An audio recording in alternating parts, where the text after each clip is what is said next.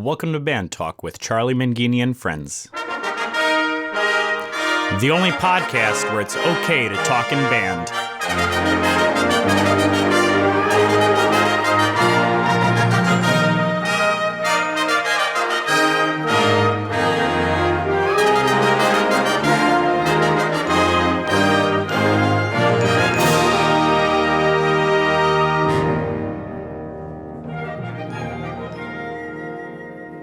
On this podcast, you will be able to hear conversations with some of the greatest names in wind band conducting, composing, and arranging. We'll also visit with great college, high school, middle school, and elementary band directors to get their thoughts on various aspects of being a band director. We'll have regular check-ins with instrument specialists, music dealers, and instrument repair professionals. And if that's not enough, we'll even have regular conversations with Dr. Tim, who will help keep us motivated. That's Band Talk with Charlie Mangini and friends. And now, here's Charlie. Welcome to Band Talk with Charlie Mangini and friends, and this, our 23rd podcast. And once again, I am honored that you're taking your time to give a listen. I know you are really going to enjoy today's conversation. You know, it's so much fun to have the opportunity to chat with our guest today. He's a professional friend and a colleague, and he's a real success story.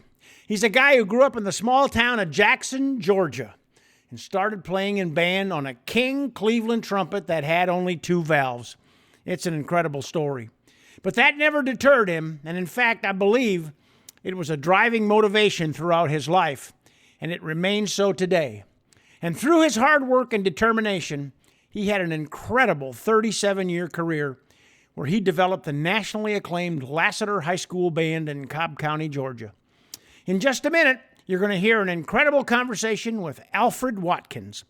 This is one that will have a profound impact on you. I know it sure has on me. We'll be right back. We've got a new sponsor to Band Talk with Charlie Mangini and friends, and that's our friends at thepodcastingstore.com.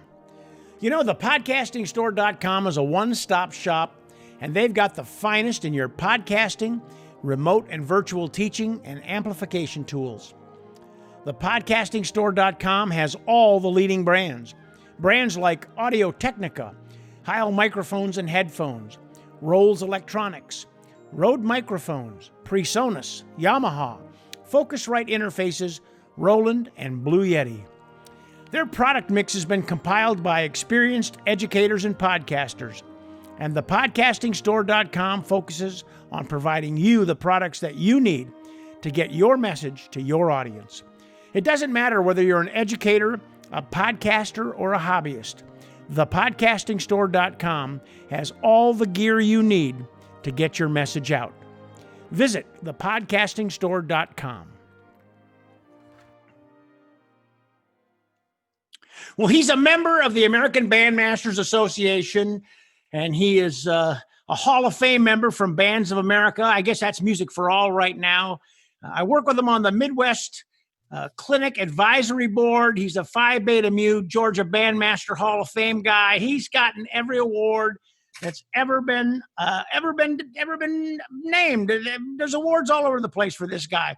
He's a great human being. He's a great band director. And if you don't know him, you've heard of him, but you're going to get a chance to know him right now. I want to welcome my pal, Alfred Watkins, to the podcast. Alfred, thank you for joining us. Hello, Charlie. How are you? Thanks for asking me. Well, it's an honor to have you, buddy. First of all, how you feeling? You feeling okay? I'm feeling well. I had a little rough spot about a month ago. Just a kidney stone problem, and we got it taken care of. But I'm almost back to full strength now. That's great. Thanks for asking. That's great. You know, Alfred, everybody knows you or knows of you and the great program you developed. During 37 years of teaching, and especially at Lassiter High School. I mean, an unbelievable program. But, you know, most of us don't know about the young Alfred Watkins, like where he grew up and how he got introduced to music. So would you share a little bit about that with us? Yeah, thank you for asking. It's always two-pronged approach to my early life for me. Growing up African American in the South, My birthday was 1954. I'm from a very small town in Georgia, a town called Jackson, Georgia. At that time, it was about 3,500 people in the entire county. And so, yeah, it was pretty small. And my graduating class after desegregation was 125 students.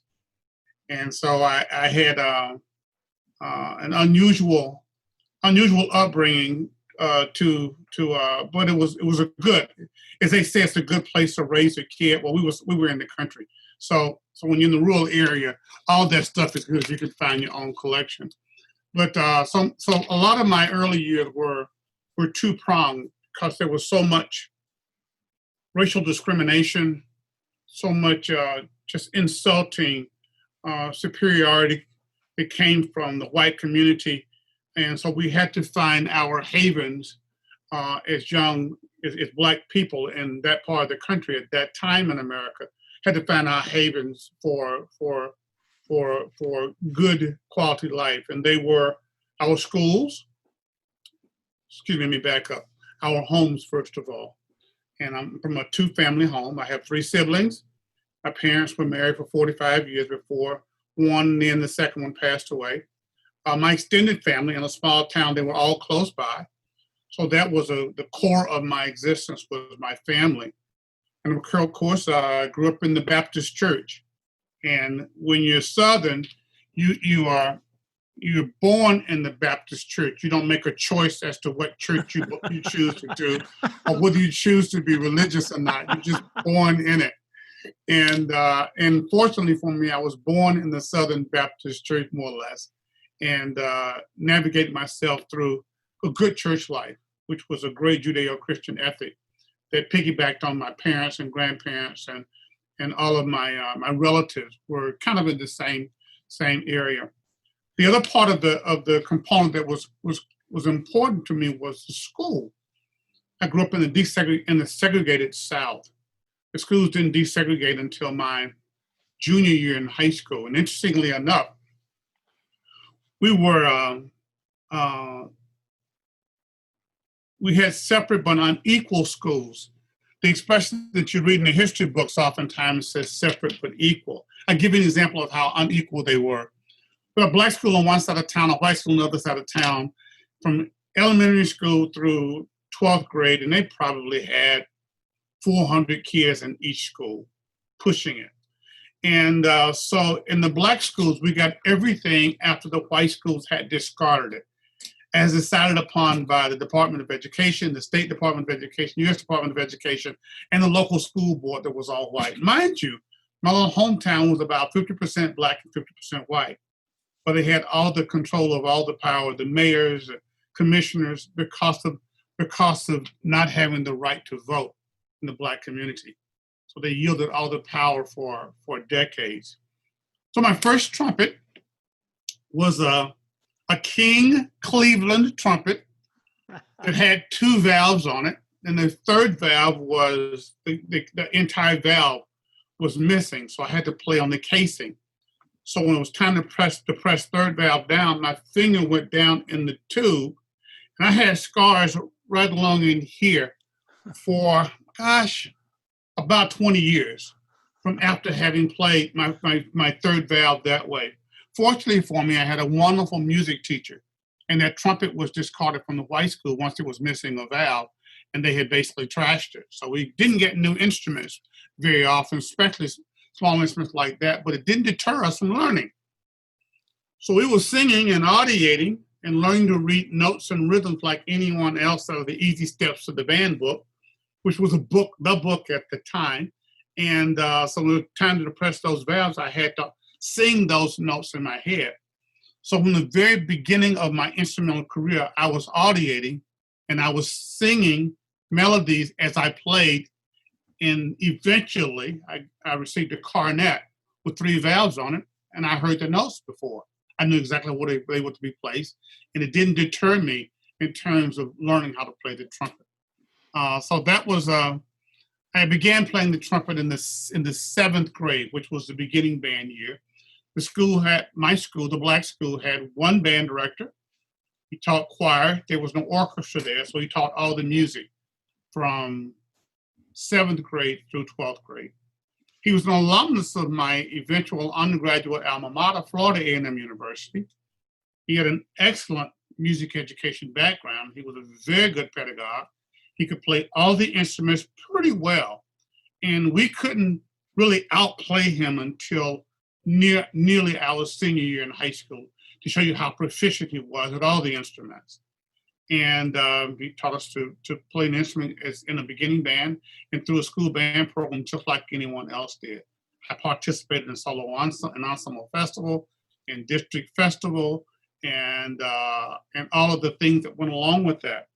Growing up in an all-black school, however, was the same kind of disadvantaged resource-based school. I didn't have a book with the front and back cover on until I was about 7th grade, because the books had been discarded from the white school and the back and front covers were gone, and they were just raggedy, as we would call them. But the teachers would mimeograph at that time the beginning of the book and the end of the book, so it didn't deter our learning. It just wouldn't have the best looking books. The school buses didn't have heaters on them, because as everything else, they were discarded. And so we realized, but between my home, my extended family, my school, and my church, I had a relatively normal upbringing for a person that lived essentially in a Black community. Well, go ahead.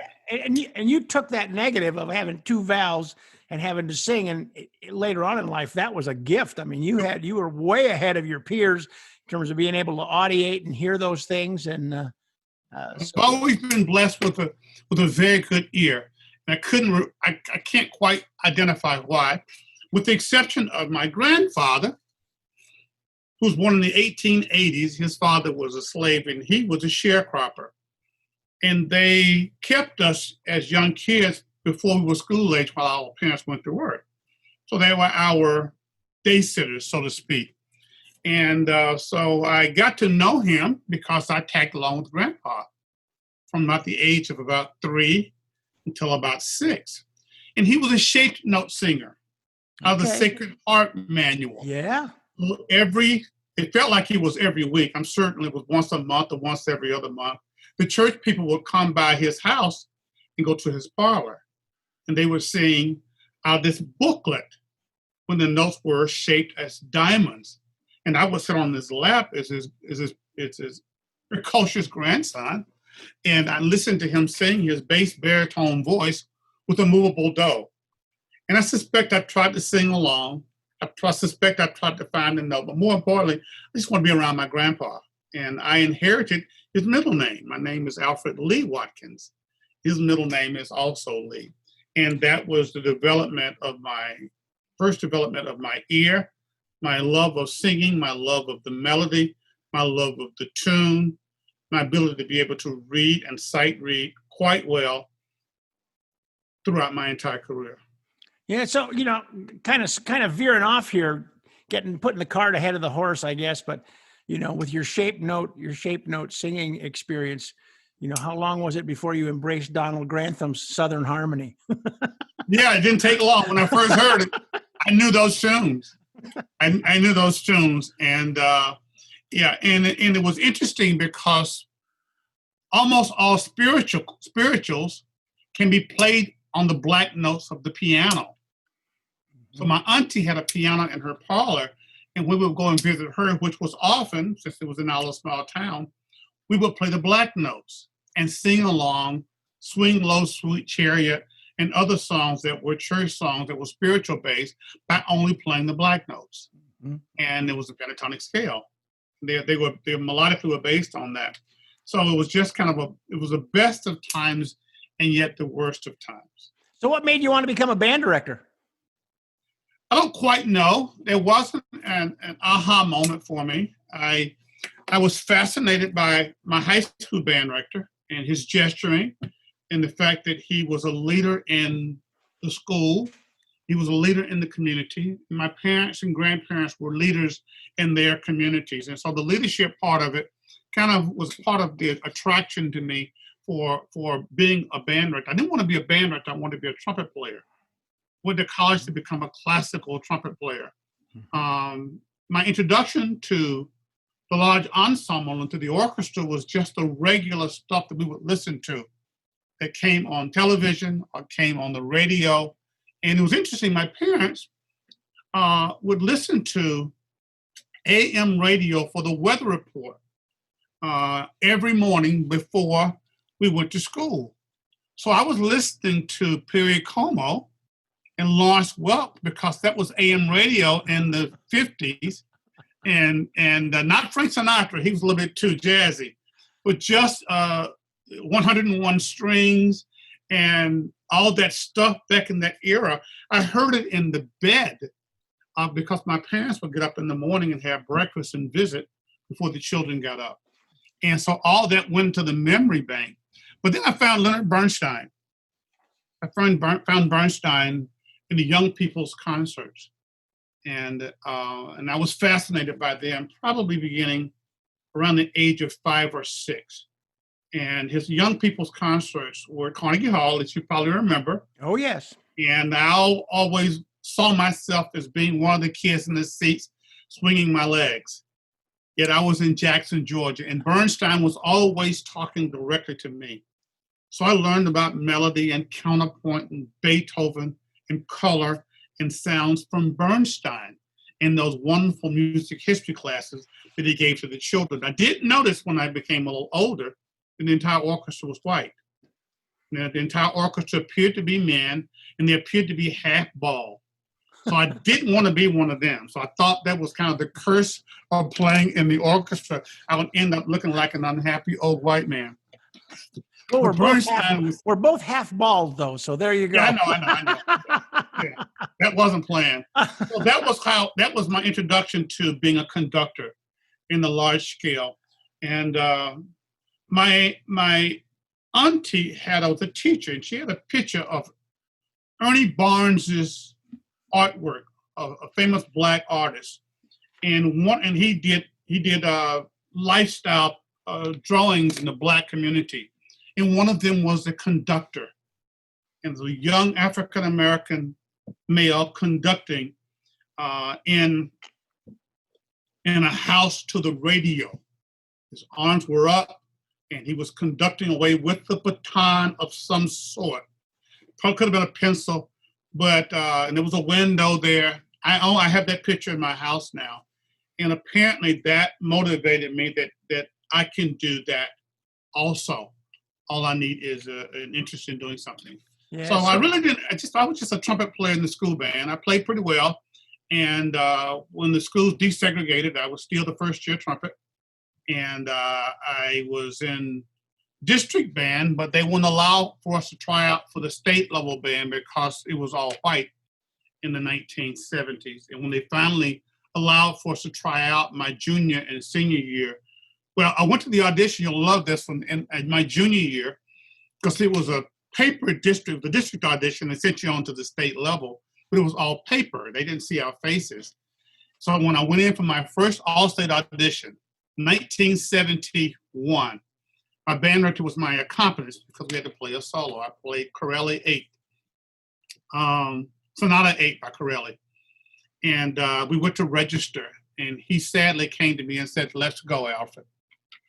And I was ready to take my final all-state audition. And he said, "I don't understand." He said, "Be quiet, let's go." So I don't understand, Mr. Buzz. I'm here for my audition. I practiced for this. I'm ready to, he said, "Let's go." And he kept walking toward the car. We got in the car, and I'm asking him 1,000 questions. I'm 16 years old now. And now I'm learning more about the history of America.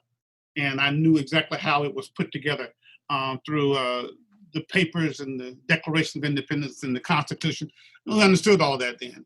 And we got about a mile into the drive, and he said, "They won't let you audition because you're Black." And I was devastated, and I was angry, and I was insulted. I said, "This will never happen to me again. I'll never be looked upon, and I'll never be treated differently than anyone else the rest of my life." And that was pivotal for me. So I was denied the opportunity to be in the state level organization because of my race. Yeah. So wow. Whew. Okay. I can't even imagine. For for a white kid that grew up in the northern part of Michigan, where there's 4 feet of snow on the ground 9 months a year, it's like that. I can't even imagine that.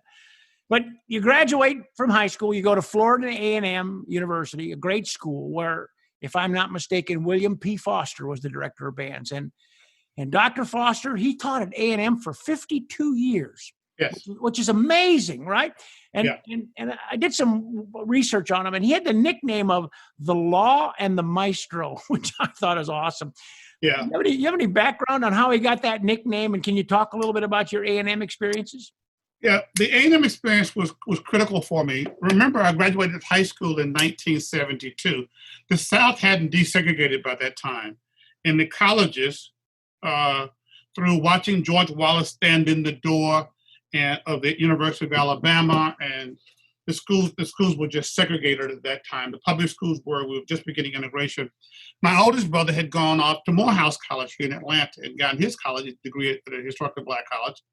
My mid-brother had gone to Albany State, a historically Black college in South Georgia, about an hour and a half away from here. And so it was understood that I was going to go to a college. I just didn't know where. But once I chose to major in music, my band director suggested that I go down to Tallahassee and watch the school band so I'd have a little wider perspective as to where I was looking to go. And I went down, and the band was an oasis on the campus. It was efficient. It had a very high level of musicianship. The carriage of the students was very professional. They were all very articulate, particularly the older ones, and the band staff carried themselves as perfect gentlemen all the time. But the band was well above the curve. During that time, I had seen them on television. So during that time, all the college bands were halftime shows were on TV, all of them. The bowl games were on TV and all that stuff. So I'd seen the best of the best bands, the Ohio States and the Michigans and the Illinois and the Michigan States and Leonard Falcone, all that stuff. And when I saw the FAMU band in person, I heard them in person, I realized that they were just as good, if not better, than all of those bands in movement, precision, and the musicianship. So I went to join the marching band. And when I got there, I found out that the focus was not on the marching band. The focus was on musicianship. The marching band was an outgrowth of the overall musical program. And it's not to say that the marching band wasn't a very serious and a very impactful entity, but they spent a lot of time on tuning, on tone quality, articulation, and the basic components of putting any band together was part of the marching band. Dr. Foster was mid-career. He was quite stately. He was very dignified. He never raised his voice. In my entire 4 years there, I never heard him swear under any circumstances. And he always addressed us by our surnames. I was always Mr. Watkins, even as a college freshman. And some of the other faculty I would be Alfred to them. But to Dr. Foster, he called all of his students by their surnames. And it was the first time I'd ever been called Mr. Watkins, and the first time I realized that I could earn the respect from others, even people that were older than me. And that was critical. He was called a maestro because he was a fine conductor. He wanted to be an orchestral conductor. He went to the University of Kansas. He's from Kansas. So he had an education in a large white school, but they wouldn't let him study conducting because they told him that he couldn't be a conductor because of his race. This was probably in the 1930s. Late 1930s, early 1940s. And so he was a fine conductor. He lived in the world of orchestral transcriptions. His and our favorite piece of music, any alum that comes through FAMU, you can ask him also, what's your favorite piece of music? What was Dr. Foster's favorite piece of music? And everyone played it in the concert band, and everyone played it in the marching band, and it was Elsa's Procession to the Cathedral. And that was his personality, and it was his persona. So we played a lot of transcriptions back in the 70s. And the assistant conductor did the new band works, the Francis Macbeths and the Alfred Reeds, but Dr. Foster's bread and butter with the orchestral transcriptions, much like Ravelli and Bijan and the guys out of that same era. He was called the law because the final word was the final word. So when you were a freshman in the band, they handed you a fairly large dissertation booklet about yay thick. and we didn't know what it was. It was a black hardbound book, and you opened it up and the pages were empty. So you were fresh from the first week of practice, passed it down. And in the middle of the book was a picture of Dr. Foster, and above it said, "The law." In other words, whatever he says goes, and not to question his authority or his personality. And he was such a gentleman. He was such a kind man. He was such a good man. You didn't find a reason to question it. But if someone were out of line, Dr. Foster would have you expelled from the university, not from the band. So he had some clout. Yeah, he was on the search committee for like the 2 or 3 presidents prior to me. He probably chaired the search committees, and so he probably had yeah. And he had already been. Dr. Foster was president of the ABA when he was the only black member. Mm-hmm. And he was president of CBDNA when he was the only black attending member. Mm-hmm. And so for a person of color that was the only one to reach the level of not only admission into the organization, but the presidents of the organization showed the respect that his colleagues around the country had for him also. So that was, and it was very important to me. One of the more important things about being in a historical black college, particularly that one, everyone in the country knew if you wanted to be a great lawyer, great physician, you go to a certain school. You go to Harvard. You go to Duke Medical School. You go to Harvard Law School. And there were certain places that had a signature of what it was they wanted you to do. And so if you were an African American, you wanted to go and study music in college, the country knew you went to Florida A&M. And that was because of the program he had built. And one of the important parts about that that helped me so much is that I was uber prepared to teach when I got out. Almost all of my faculty were African American. They played their instruments exceptionally well. They all had advanced degrees from the normal colleges you would expect, Illinois, Michigan, Juilliard, the Eastman School, NEC. They had advanced degrees from those schools, although they were trained for the most part in HBCUs. And they played their instruments exceptionally well. They were seasoned professionals. They also taught instrumental methods and techniques. I was never taught by a grad assistant. I was always taught by either an associate professor or a full professor, which meant they just had tenure and had some miles on them. A music history teacher, for an example, was Grace Johnson. And she'd give you a very difficult music history period studying Stravinsky and Schoenberg, the 12-tone rolls. And when she passed the test out, she'd start playing on the piano. Nobody knows the troubles I've seen. Because you'd look at it and you damn near didn't know any of the answers at all. And you looked around the classroom to see if you were the only one. And the answer was no, you were not the only ones. It was quite difficult. So we'd all make C's, D's, or F's on that particular test. And the next class period, she'd come in and she'd tell us that was unacceptable. She was a lovely African-American music historian. And she'd chew us out. She said, "You'll not fail this class. You'll take this test again. I'll give you another one, not this one, on the same subject the next time you show up. But I'm going to continue to teach the next chapter." And so, so my teachers, for the most part, were that way. They knew what we needed to be successful independently in our careers. And most of them were African Americans. And they gave us what we needed to have. So as a result, when I got out of FAMU and I began to teach, I never really struggled in the classroom. So where was that first job? It was at Murphy High School. It's in the city of Atlanta. And it was close to home. And my mother was a cancer patient of all things. And I decided to stay close to home to help her get back and forth to the doctor. My initial intent was to go to the University of Michigan for grad work. Obando Gatala, who was principal in the Boston Symphony, was a trumpet professor there at the time. Yes. And I had auditioned and had been accepted and was going in, and she contracted cancer early my senior year. She was cured of it, but that's how I began teaching. So I began teaching through the back door. I was going to be a classical orchestral trumpet player in Bernstein's orchestra. How many years were you at Murphy? I was there for 6. It was, go ahead. And then from there you went to Lassiter? Yes. Okay. Yeah. So what do you remember from those early days of teaching? Well, no one could play a major scale when I showed up for the job. It was the 22nd rated school of 22 schools in the Atlanta public school system, in the inner city system.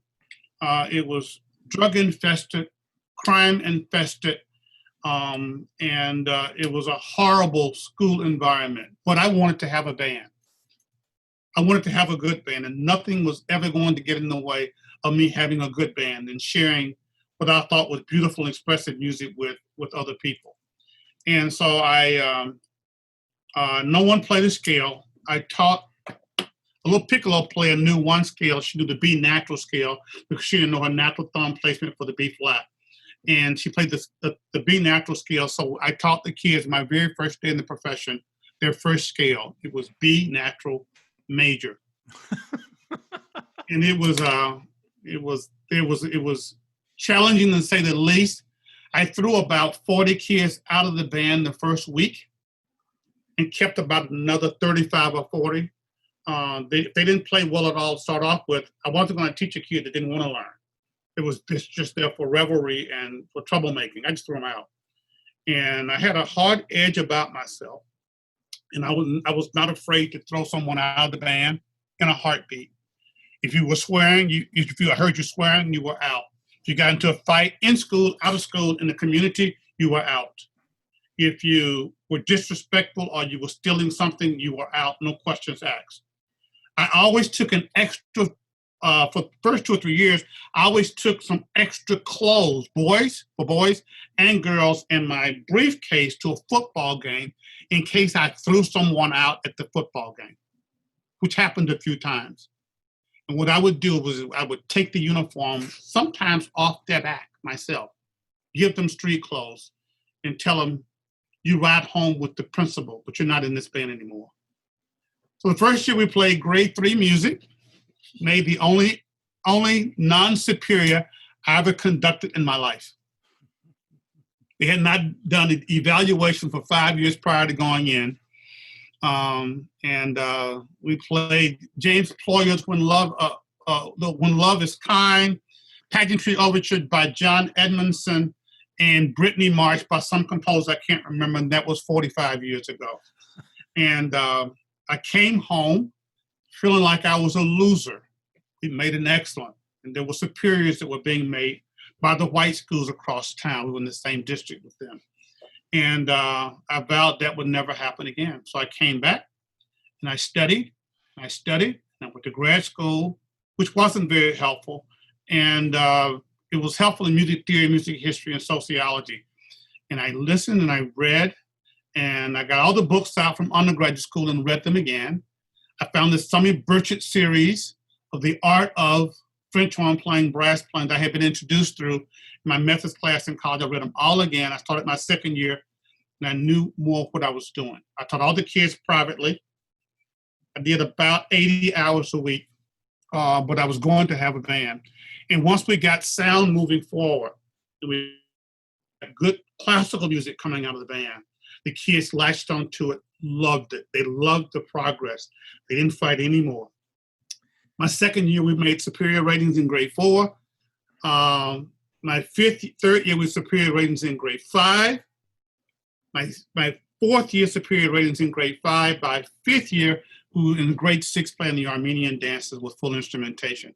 Straight superior ratings in performance and sight reading. So then you go to Lassiter, and how was the program there when you showed up at Lassiter? Well, I was offered the job at Lassiter in 1981, my 6th year in the profession, and they offered me the position, and I turned it down. They were constructing the school. It was going into its first year. I was recruited by a couple of friends here in town, and the legendary Boyd McCowan, who was a big supervisor. Yes. And I was recruited to come to Lassiter and open up this school in the affluent, very affluent East Cobb County. It was it was literally the tale of 2 cities. And I turned them down. I wasn't ready to go to teach at a white school. I didn't want to leave my Black community. We were making great progress. I had kids in the All-State Band, kids in the McDonald's All-American Band, the Black school. They were very loyal, and it was a great situation to work in. And divine intervention came in after that 1 year. A guy named George Haddendorf, that you may know his name. Oh my God, yeah. George Haddendorf came down, and he was the first band director at Lassiter High School. I had no idea that, really. George did 1 year, and he resigned and went back to Indiana, I believe. Yeah, he worked with Al Castronovo at Chesterton High School. Chesterton, that's exactly right. And so the second year, they offered me the job again, and I accepted it. Cobb County had the reputation of being the most racist county in all of Georgia. That was its reputation. Wow. And so I didn't want to go from a small Black community in the city that was doing very well to a racist, almost all white community. But divine intervention intervened. I guess that doesn't sound right, but and I took the trek to the white north, and I was introduced to the band. There was 120 members. 118 were white. Threadwell Campbell III and George Wright were my two Black students, and I was introduced to the band with the name Alfred Jenkins, who at that time was a wide receiver for the Atlanta Falcons. That's how. Wait, you're kidding me? They got your last name wrong? Yes, they were nervous because I was the first director of color in that part of the state. Can't make that stuff up, can you? And so I was introduced as Alfred Jenkins, and then they corrected, Alfred Watkins, because Jenkins was a wide receiver, Black guy from the Falcons. I didn't take offense to it. I understood. And I introduced myself as Alfred Watkins. I'm your band director, and I'm a Black guy. I'm not going anywhere. Let's have a band. And we went through social adjustments in the band room day one. Yeah. I went over to a little flute player. I'm always teaching with my hands. I teach sometimes with my hand on the students behind the tubas, my hands in the back, and I'll address the class, which forces them to all look and pay attention. Or I'll teach off the podium a lot, which forces them to look, makes them pay attention, right, without scolding them for not paying attention. So a little flute player, I went to her, and she did that, and she did the motion that I'm afraid of you. And I said to myself, this won't happen. This can't go. I'll go back to the podium. It's okay, kids. I'm Black. You're white. It's okay. We're not going to hurt each other. We're going to have a band. Get over it. And they did. And that was it. I never had a problem with the students for the next 31 years. However, the school administration, the principals, and the parents, and everyone around them had deep racist views. Yeah. Well, along the way, life changed. I mean, God, right now you even got a band hall named after you, which is amazing. But we talk about that. You are one of those band directors, and you still are, who are hungry to learn. I mean, you're one of those guys. You wanted to learn more about conducting and rehearsing and repertoire. I mean, I met you many, many years ago. I can't remember who I was with. It was probably with one of the guys from Fairfax County or something. But when I first met you, I guess it was Gary Markham. Maybe I met you with or somebody. But we were talking, and I could tell right there, man, you wanted to become a better band director. And so for people listening, they go like, I want to become a better band director too. What are some of the experiences you sought out that made you a better band director? Very good question. Thank you. One, don't forget what you've learned.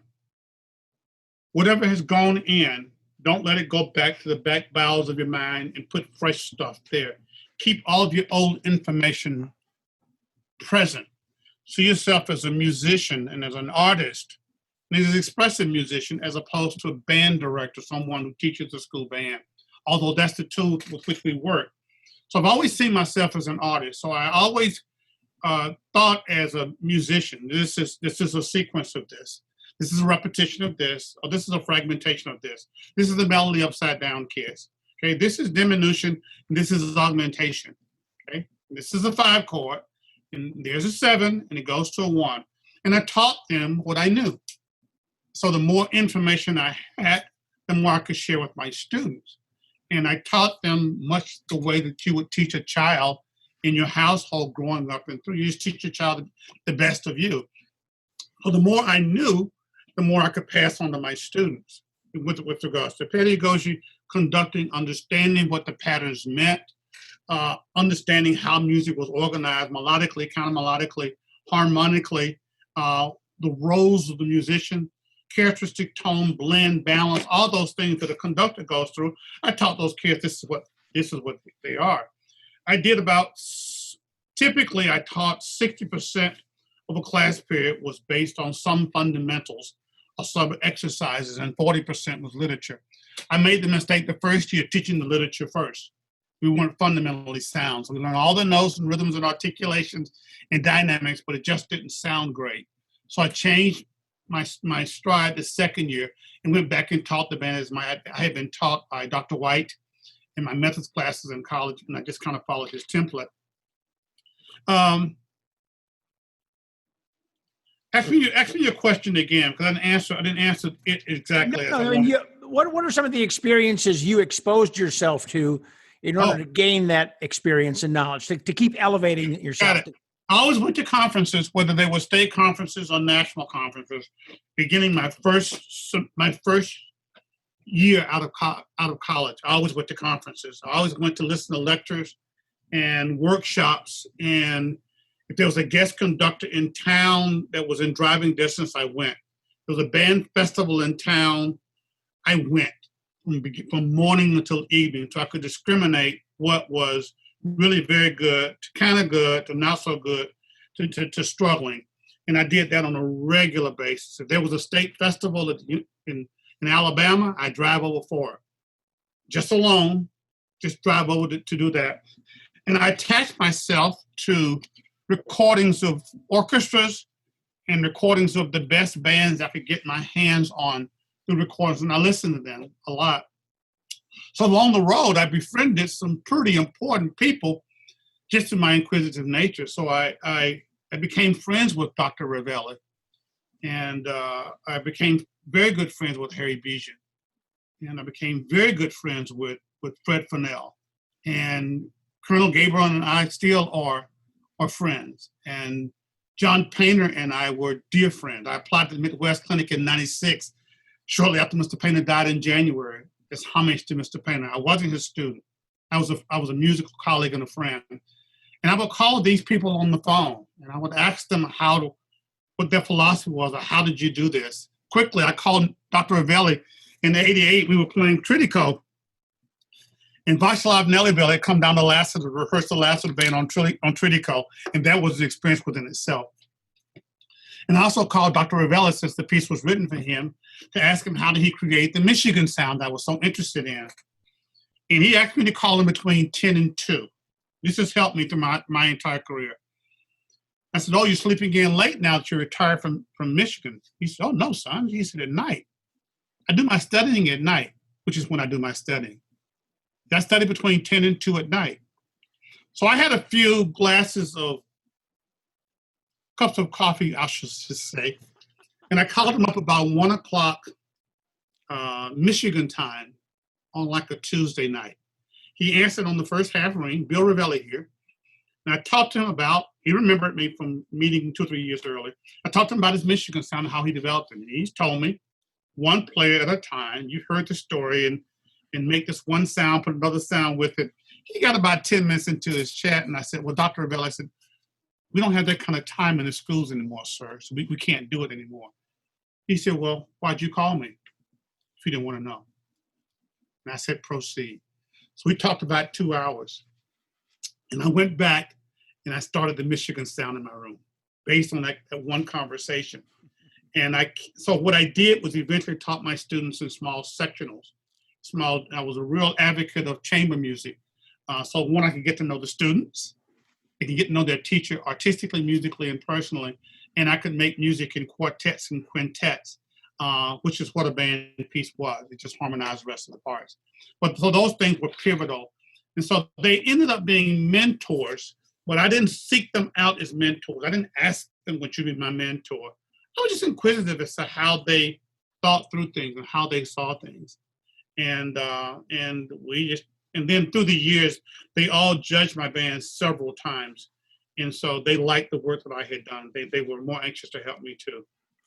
Well, throughout the years, your band played almost every national event, probably every national event. I mean, you performed at the Midwest Clinic on several occasions. You had 4 trips to the Tournament of Roses.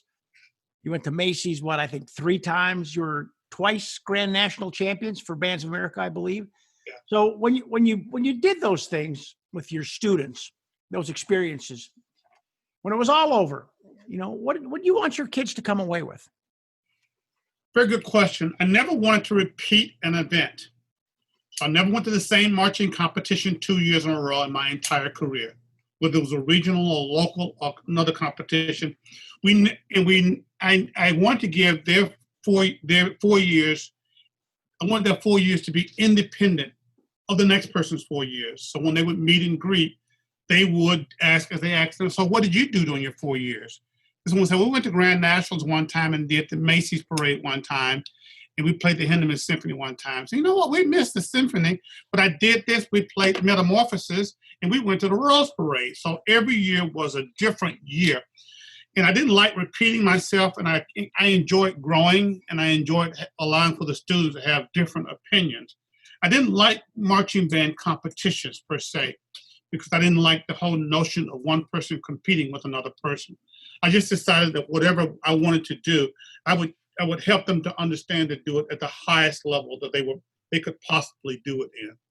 So that's what at the end of the day, that was it. At the highest level they were capable of, and with the highest degree of character, in the highest degree of integrity, in the highest degree of humility. I'm going to shift gears here a little bit because we only got a few minutes left. And since leaving Lassiter, you've remained active as a guest conductor, adjudicator, clinician. You're in great demand. Once this COVID thing hits, I imagine you'll have your suitcase out and you'll be back on the road like you've been. But you're also serving as the president of the Minority Band Directors National Association. So tell us a little bit about that organization and when did it start and what are the objectives? Started in 2011, and we had I was teaching some workshops, all-day workshops in services for one of the local counties where most of the teachers were African-American. And on one Friday, they said, Alfred, let's start up an organization. You can help us to do that. So we did. And we decided that we named it Minority Band Directors, specifically for ethnic minorities. And we wanted to have an organization that was designed to help a specific group of American band directors. We wrestled with the title for months and months, but that's what we decided on. And we have 4 pillars. We intended to serve, promote, celebrate, and mentor ethnic minority band directors in the United States. And all of our events are centered around those. We had a wonderful summer. We had a masterclass series that I was able to organize to bring the best of the best that I could get my hands on that I knew to come and do a masterclass. First one was Otis Murphy at Indiana University and DeMondre Thurman at Indiana University, 2 African-American instrumentalists that are at the top of their profession. Followed by Scotty Barnhart, who leads the Count Basie Band, and Ron Carter from Northern Illinois University, followed by Chris Martin from New York Philharmonic, followed by, Ken Tompkins, the principal trombone, an African-American in the Detroit Symphony, followed by Julian Bliss, the British clarinet player, and the principal horn from the Persian Zone, African-American player Joe Levinsky. So I brought the best of the best that I could to the table. And then the last one, I reached out to Wynton Marsalis through a surrogate. So Wynton did an hour with us on July 15th. And so that's the genesis of it. We had a back-to-school marathon 3 weeks ago where we did 12 hours of clinics and workshop. Wow. From 9, it's actually 13, from 9 a.m. to 10 p.m. We had no less than 150 to 200 people on the Zoom call all day, some in and out. I think 1,100 teachers, just band directors, not applied professors. No, I do work with the drum line. No, I work with the dance line. No, just band directors with 1,100 to go through in the course of a day, just to help them with back to school pedagogy, beginning band with clinicians all over the country. Our next initiative, we're doing 5-minute clinics. It's just starting about 3 weeks. And we do all these through our Facebook group. 5-minute clinics. And we get the same type of people to do 5 minutes. This is how you play the concert bass drum. This is how you tune tenor drums and bass drums in a marching band. This is how you play at a tremendous volume without overblowing. 5 minutes, 5-minute clinics. We're going to do 100 of them. 5-minute clinics. That's an awesome project. Well, thank you. That's really awesome. Well, that's my goal right now in life, is to help particularly Black, Hispanic, Hawaiian, Native American teachers walk down the main street of music education in America. Some do, and some are on the periphery and are still not a part of the Main Street Brigade.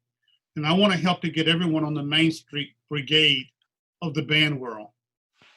But you know as well as I do, Alfred, that those things that you're going to teach in those 5-minute clinics are the things that people have learned along the way. There's some tricks. There are things that most of the time they probably have never experienced in their methods classes in college, which have become very, very diluted. And so any band director, any young band director, any band director of any age that wants to learn some more really needs to take advantage of that. And are these going to be available on the website, the Minority Band Directors Association website, or on the Facebook? They're Zoom based, but they're going to be available on the website. And all the clinics that we do are open to all band directors. That's great. They're just sponsored by our organization. That's great. That's great. Okay, so you got a beautiful wife, Rita, and I saw on Facebook that you guys have just celebrated your 37th wedding anniversary. Yeah. She is a saint for putting up with you for 37 years. I can tell you that. And you have 2 wonderful sons. So tell us just quickly, what are your sons doing? What are they, musicians? Have they followed in Dad's footsteps? The oldest one kind of is. He fulfilled my dream. He's a trumpeter in the United States Army Band in D.C., in Pershing Zone. He's in the ceremonial band, because he plays a lot of taps and he plays with the Herald trumpets. When the community band, Kyle Wind Symphony, played at the Midwest 2 years ago, Chris was in the Herald Trumpet Brigade that played with us there. Our younger son, Jonathan, is a businessman. He works for Enterprise Car Company. He's a finance manager. He has a business degree from Auburn University. And it's interesting, you should ask about Rita. Rita is my guide through life. She's my blessing and my guide, and one of the few people that I actually will listen to. And so if you ever come into my home, the main level of my home, you cannot tell that I'm a band director at all. Nothing. You go into the upstairs of the house, living quarters, there's nothing. There's not a picture of me, there's not a picture of the band, there's nothing. If you come in the basement where I am now, then everything is band-based. The whole basement is almost a museum down here, from pictures and photographs and events, but it's all down here. And she helped me to balance being a regular person from being just a musician. And that was her gift to me that I hesitatingly accepted along the road. That's a great gift. Yeah. That's a great gift. So you're in your basement. What's your favorite piece of memorabilia you have down there? Oh, I don't have one. It's kind of the first. They're all in sections. Over here is the Midwest section for the 4 or 5 times we've done the Midwest. Over there are the parades, and you can't see them behind me, or the marching band Grand Nationals. And so the first things that I did were always the most important ones. I'll give you a little insight, just a quick insight as to how I see band, however, and how my students saw it. We went to our first Bands of America competition in 1988. The band was quite large. It was in Mississippi. You may have actually judged that. We'd won everything in sight from 82 when I started until 87. Yes, everything inside. Band's very large. It played very well. It moved very well. It was a really good marching band. So I took them to Bands of America to learn for them to learn how to be humble and how to, quite honestly, how to lose. Because they start getting a little big-headed and we're good and we're the best around. So we won preliminaries in our very first Bands of America event, score in the high 80s. And we were second in finals to a fine Tate High School in Florida by a tenth of a point. We flip-flopped. So I woke up the next morning and I thought that the kids were going to be terribly down. They didn't know what not winning a competition was like. Although I had fostered them to compete with themselves and not another band. I never spoke poorly of another band, ever. I spoke about the challenge within themselves. So the morning have some breakfast on Sunday and head back to Atlanta, Marietta. The pool at the motel where we stayed was empty. It had been cleared out. And I went outside of my room and I looked for all the students and no one was to be found. I said, oh, they're in their rooms. They're still sad. They lost the contest last night. It's our first BOA, 1988. And I walked around the corner and I heard a boom box. And the entire Lassiter band had gotten into the bottom of the swimming pool on a Sunday morning at 8 o'clock with the boom box and were dancing. They were having a free-for-all and just cheering and happy and having a regular high school event in the bottom of an empty swimming pool. And I realized then that we were going to be okay. They had gotten the message of not competing with someone else. And that was probably one of the high points of my career. Alfred Watkins, you are a gem, man. You're such a gift to the profession and such a beacon of light, man. We're just wonderful, wonderful, wonderful comments and thoughts. And I'm so happy that I got a chance to see you virtually here. Our friends are going to be able to hear you. And I look forward to next time I get to see you so I can thank you in person. And thanks so much for being on the podcast, babe. Thank you so much, Charlie. I appreciate it a lot. Okay. God bless. And you. I told you earlier in the podcast that our conversation with Alfred Watkins was going to have a profound impact on you. Alfred Watkins is a great person, a great musician, a great teacher. He's made a real difference in the band world, and he continues to do so through his work today. I really appreciate Alfred sharing his thoughts and opening his heart to all of us. Alfred, thanks a lot, pal. Take care of yourself. Well, that's Band Talk with Charlie Mangini and friends. We'll see you again soon. Thanks for listening. Thanks for listening to Band Talk with Charlie Mangini and friends. If you would like to send a question to Charlie or have a comment, please send an email to bandtalkcharlie@gmail.com. We hope you will let your colleagues, students, and friends know about Band Talk with Charlie Mangini and friends. Thanks for joining us, and we look forward to being with you again soon.